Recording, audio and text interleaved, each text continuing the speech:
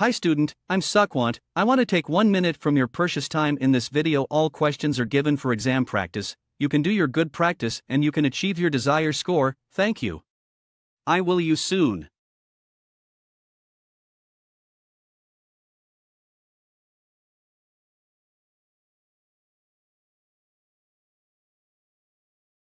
A non-governmental organization (NGO) is an organization that is neither a part of a government nor a conventional for-profit business. Usually set up by ordinary citizens, NGOs may be funded by governments, foundations, businesses, or private persons. Some avoid formal funding altogether and are run primarily by volunteers. NGOs are highly diverse groups of organizations engaged in a wide range of activities, and take different forms in different parts of the world. Some may have charitable status, while others may be registered for tax exemption based on recognition of social purposes. Others may be fronts for political, religious, or other interests. The number of NGOs in the United States is estimated at 1.5 million. Russia has 277,000 NGOs. India is estimated to have had around 2 million NGOs in 2009, just over 1 NGO per 600 Indians, and many times the number of primary schools and primary health centers in India. NGOs are difficult to define, and the term NGO is rarely used consistently. As a result, there are many different classifications in use. The most common focus is on orientation and level of operation.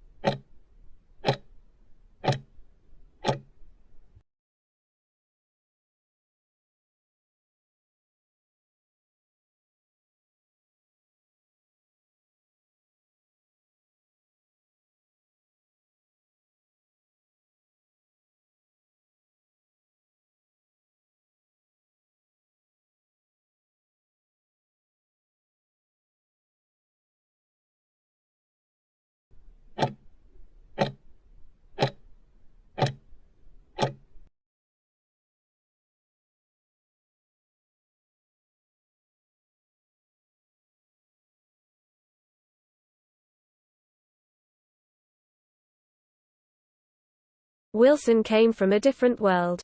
And he became the focal point of a bored mainstream American culture that thought that modern literature and wanted modern literature to be able to be read and appreciated by ordinary people. They were not modernists in an abstract sense. And certainly, some of them like T.S. Eliot and Faulkner were too difficult for some of their writings to be read by ordinary people. But this was a world before the division between the brows or between a lead or whatever had established itself as a part of our consciousness. Wilson was a major player in the successful effort of his generation to establish at the heart of American life an innovative literature that would equal the great cultures of Europe. And he knew that the great cultures of Europe were there. He was not a product of a narrow American studies kind of training at all. He joined a high artistic standard with an openness to all experience and a belief that literature was as much of a part of life for everyone as conversation. He thought that Proust and Joyce and Yeats and Eliot could and should be read by ordinary Americans and helped that to happen. Wilson was a very various man. Over a period of almost 50 years, he was a dedicated, a literary journalist, and an investigative reporter, a brilliant memoirist, and dedicated journal keeper.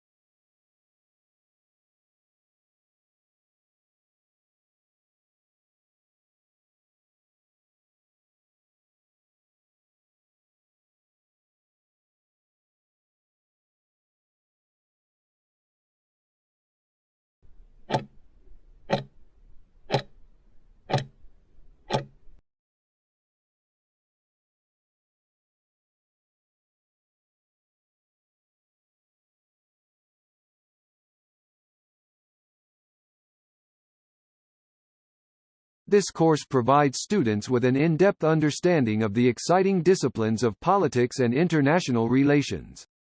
Students will learn about the workings of political institutions in countries around the world and explore the complex field of relations between nations. Topics in governance, public policy, public administration, national security and border control ensure that students receive a broad and current education in the range of issues which are covered under the label of politics and international relations.